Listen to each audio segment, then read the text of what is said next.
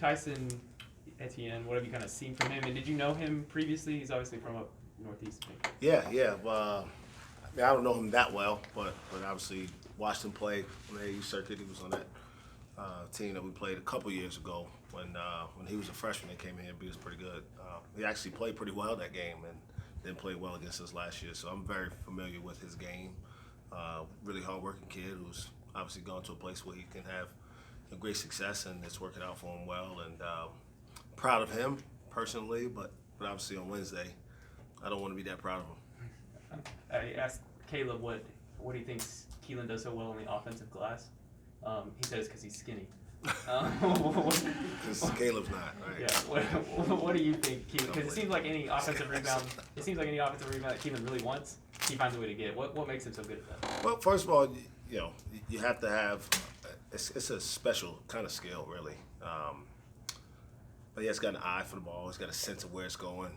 Obviously the meme going around with Dennis Rodman. I mean, it's a real thing. Those guys have a feel for where the ball's going to bounce, and they pursue it. And a lot of times, the reason he gets it is because he pursues the ball with two hands when a lot of guys are trying to tap at it or slap it around. And it's obviously a great asset for us because guys aren't also used to blocking out guys on the perimeter where he is most of the time, so he can get a lot of work done from the perimeter for us.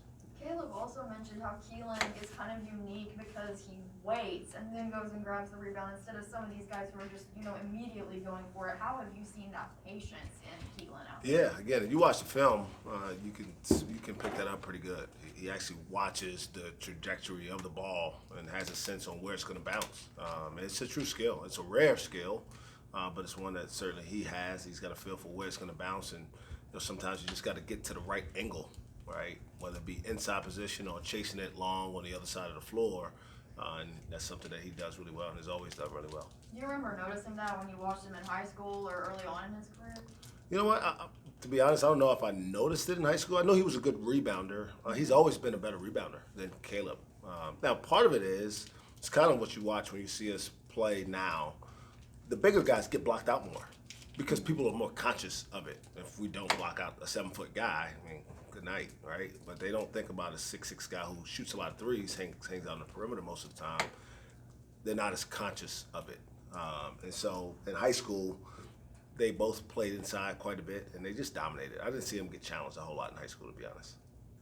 Keeping it with the brothers, when Caleb came back and got back on the floor, did you anticipate him maybe having a bit of a slower progression than he's had? I don't know if I anticipate a slower progression. I mean, I think the makeup of our team has allowed him to work his way back in pretty nicely. There's not pressure for him to come back and be a star. But again, he's really good. And so, coming off the bench and seeing the game for the first 4 minutes gives him a different perspective on how to attack. And quite honestly, we feel like we have an advantage when we sub and other teams sub because we think the quality of our depth throughout our roster gives us a great opportunity. Maybe, I think the numbers bear that out pretty obviously too.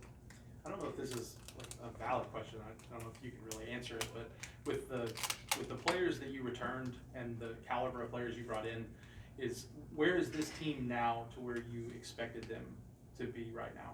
Is that answerable?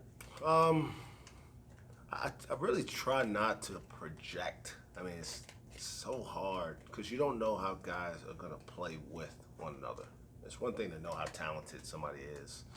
And obviously a lot's been made of Avery's struggles, which, he's not played as well as he probably even would like to individually so far. But he's playing in a different role with different guys and figuring that out. I mean, you just got to work at it and spend time in practice, getting used to spacing your guys. I mean, you may not have been there yet, but we have guys with similar skill sets who sometimes get in each other's way. I stopped the possession where we had 3 guys standing within like a 10-foot radius of one another. Well, they're all good players. None of them are good in that setting. I mean, Caleb was literally on the block trying to score, and 3 of his teammates ran within 5 feet of him. Well, they don't go by themselves. They go with defenders. And so that's the part that is always unknown. How do guys understand how to help each other on the court? And so that's why I try not to project. I just try to put a system in place that I think will work for everybody over time and just work at it and tweak it as we go along. How do you think you figure out kind of the key to making sure guys aren't getting in each other's way and are maximizing the depth that you all have? Watching the film, it's a great value. It's of great value for us to be able to show them, because they don't intentionally try to get in each other's way. They're not always conscious of where they are as it relates to their teammates, and so having the right combination of guys who can complement each other is critical to that, but also having reps with one another and then coming in and watching the film. And there's a lot of times where a guy in the heat of the moment will say, "No, coach, that's not what happened," and then you come back and watch the film, and the film is what it is, right? You can't. I don't change it, right? I'm wrong or they're wrong. Most of the time, I see what I see. What's kind of been your biggest takeaway through the first month of the year? Is there anything that you've learned about your team that you didn't necessarily expect? We've always been pretty good defensively. I think this could be far and away the best defensive team that I've ever coached. And I think maybe have ever been a part of, so even as a player. And I think maybe my sophomore year in college, you may not even be able to find stats that old, I think we had the #1 defensive field goal percentage team in the country. And I think this team has that ability to just take people out of what they want to do. And then offensively, we're still trying to figure out what's going to be the best way to attack to start games, because obviously we've not gotten off the great starts with the group that's been in, so just trying to figure that out will help elevate us in terms of what we can be collectively.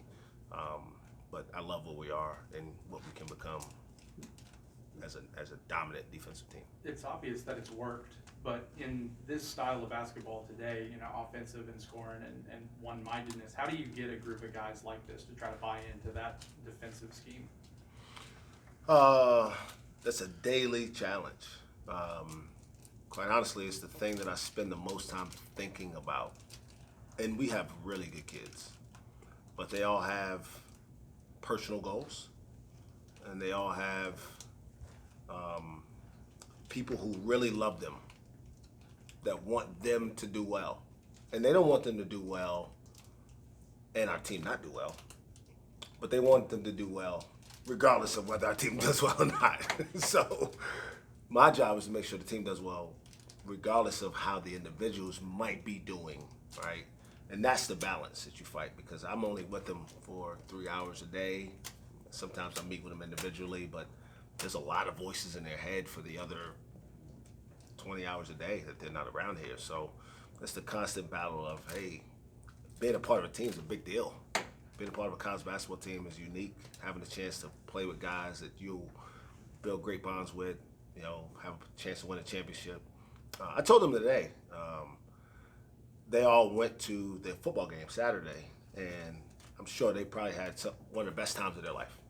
Like, those are the things that they will leave and in 25, 30 years be talking about. Seriously. I still remember as assistant coach going and watching South Carolina play Alabama in 2010, and Alabama was #1 in the country at the time, and beating was still one of my most enjoyable experiences. It's the experiences with the people. And sometimes they get caught up in what they want to do individually because it's human nature. But if we can continue to fight that fight about what we do collectively, will be the thing you'll remember the most and feel most proud of long term. But it's not easy. What do you think of the game Saturday? Sensational. I would say, other than the South Carolina-Alabama game, and I'm not sure it's close, it's the best sport environment I've ever been around. And that's a credit, obviously, to our fans and obviously to two teams who went at it pretty hard for every minute of 4 quarters on the football field.